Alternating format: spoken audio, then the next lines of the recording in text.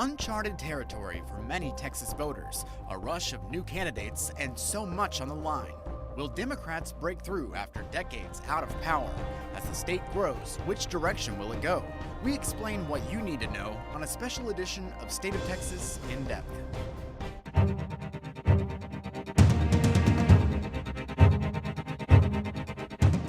Hello, and thank you for joining us for a special election preview edition of State of Texas In Depth. I'm Josh Hinkle. In just days, we will know exactly who will run the Lone Star State for the near future, and we want to help you make the best decision for you and your family.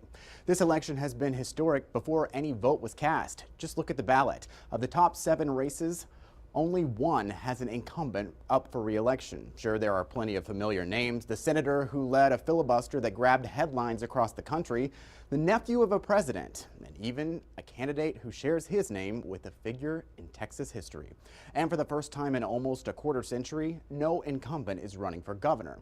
That's opened the floodgates as candidates began clamoring to the top, thanks to an announcement just over a year ago. With an eye to the economic future of Texas, Governor Rick Perry looked toward his future. The time has come to pass on the mantle of leadership.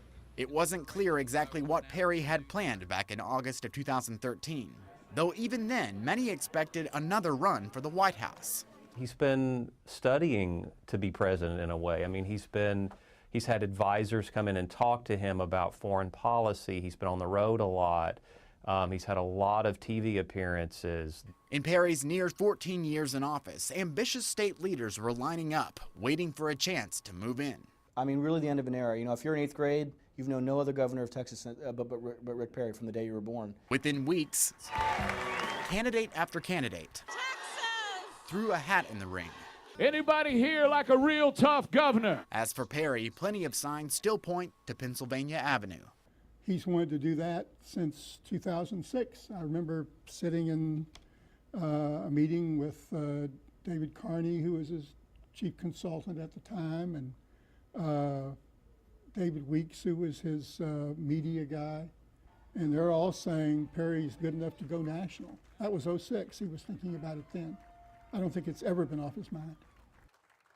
And to get you up to speed, here's a quick overview of who's on the ballot. The highest profile race is the one for governor. Republican Attorney General Greg Abbott became his party's heir apparent, easily winning the nomination.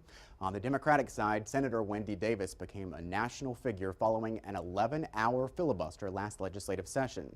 Down ticket are other important races like lieutenant governor. 2 state senators are running, Republican Dan Patrick and Democrat Leticia Vandepute. For Attorney General, the top lawyer in Texas, Republican Senator Ken Paxton faces Democrat Sam Houston. By the way, Houston has no relation to the Texas Revolution hero.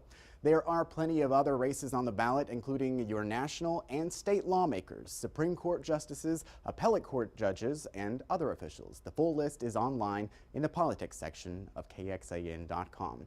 There's something else at play this November. Democrats who've lost every statewide race since 1994 suddenly have hope. Part of the reason, demographics. Texas is growing a lot, and it's getting more diverse. The Lone Star State is now the only solidly red state that has a majority of minorities. That's where non-Hispanic whites make up less than half the population. The question is, can Democrats get Latinos and African Americans to vote? Last year, a top Obama campaign manager formed Battleground Texas. The goal? Turn Texas into a battleground state. We talk about bringing everybody into the process, and especially those folks who have felt disengaged for so long. And having those conversations is why it's important to make your voice heard. Another factor this year, Wendy Davis' filibuster against abortion regulations in June of 2013. To some Democrats, that ignited a base. Thousands of protesters dressed in orange descended on the Capitol. Many more watched the filibuster online and gave millions of dollars to her campaign. And for Republicans, a growing trend showed itself again earlier this election cycle. Some of the top candidates on the right fall into the Tea Party category, like State Senator Dan Patrick, who surprised a lot of onlookers when he got 40% of the vote in the primary for lieutenant governor. The more establishment incumbent David Dewhurst was expected to either win or at least lead the race in a runoff. Instead, he got just 28% of the vote in March and lost to Patrick outright in the runoff a few months later. It is important that the Democrats understand when they say battleground Texas, they've picked the worst ground ever to have a battle on. Tonight, in the Attorney General Republican primary, Ken Paxton used Tea Party support to defeat State Representative Dan Branch. Plenty of issues will be on the minds of voters, especially as we head into the next legislative session.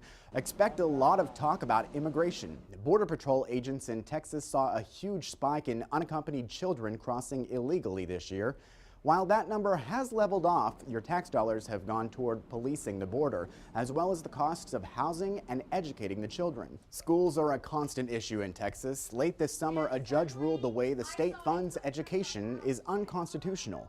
Right now, districts considered property wealthy have to send some money to the state to fund less well-off districts. Austin ISD sends about $180 million a year. If lawmakers do nothing, AISD could be on the line for close to $300 million.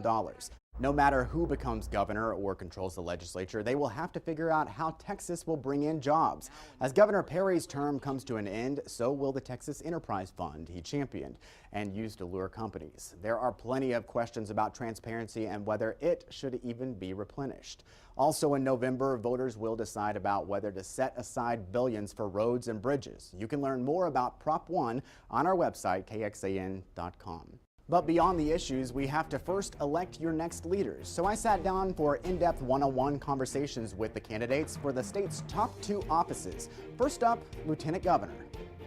Part of my decision was, what if they do select Dan? We've worked together before, but his vision of this state is less. It is, to me, unfathomable that we say to a parent, I'm sorry that you live in a district that has a failing school, but that's where your child has to go. Competition is great. A closer look at the races straight ahead on State of Texas in depth.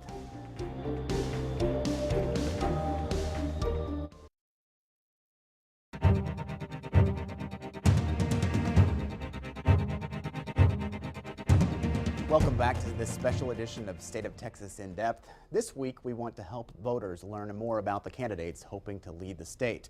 The Lieutenant Governor of Texas is not the highest profile of the jobs in state government, but unlike some states, Texas expects the second in command to be more than a figurehead. They set the agenda for the state by choosing which items go to the floor of the state Senate. The Lieutenant Governor oversees the Senate and appoints all committees, so it's no surprise both the Republican and Democratic candidates have experience in the Senate. And it was one moment that seemed to propel them both for the higher position.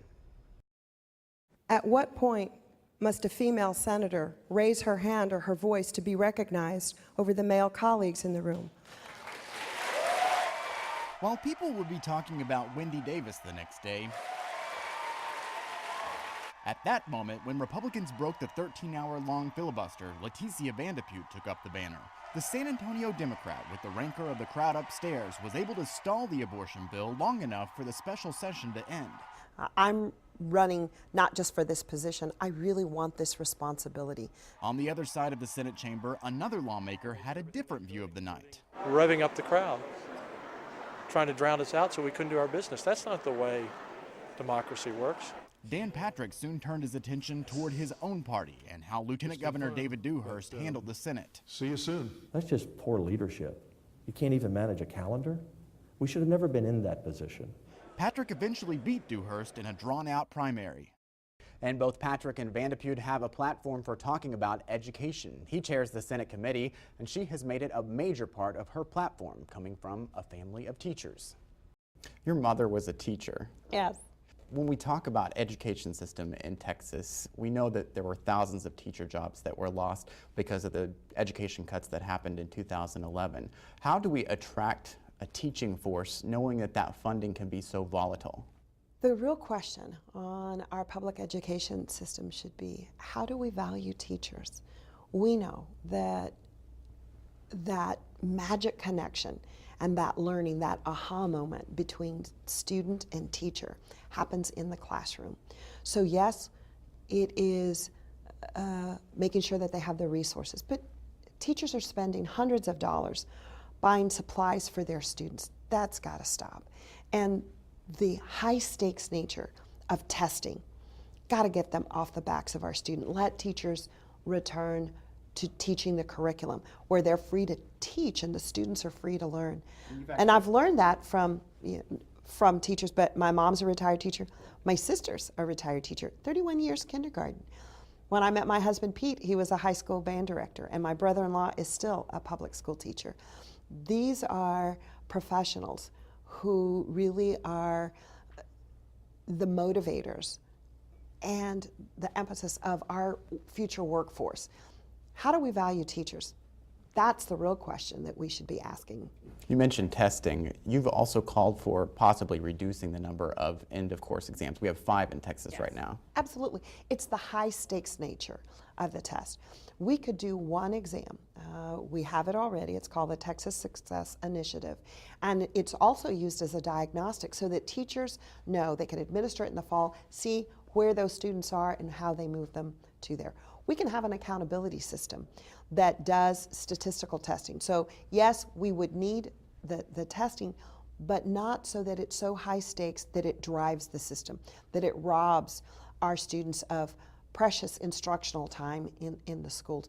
Our teachers should be teaching the curriculum, not teaching the test. And right now, because of the high stakes nature, and yes, we've made great strides to lower it from 15 to 5, but it's still 5 high stakes exams. And what our little ones are going through, the high stakes nature, I mean, could you really be totally evaluated on your job performance on one 3-hour test given one day of the year? Our kids aren't standardized, and we shouldn't have this high stakes nature of those tests to figure that out. It's very punitive, and it's not working. We've reached out to Vandeput's Republican opponent, Senator Dan Patrick, for an interview for nearly 2 months. Comparatively speaking, since his primary runoff win this spring, he's done very little press. Finally, his campaign agreed to sit down with us one-on-one, but just a few days before his interview, his spokesman called to say the schedule suddenly got a lot busier, and it was Dan's decision to cancel.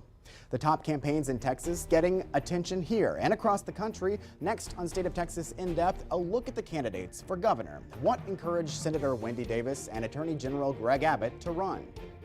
I cannot even tell you the number of people who've come up to me, oftentimes tearfully, thanking me for running and talking about how I'm an inspiration for their family.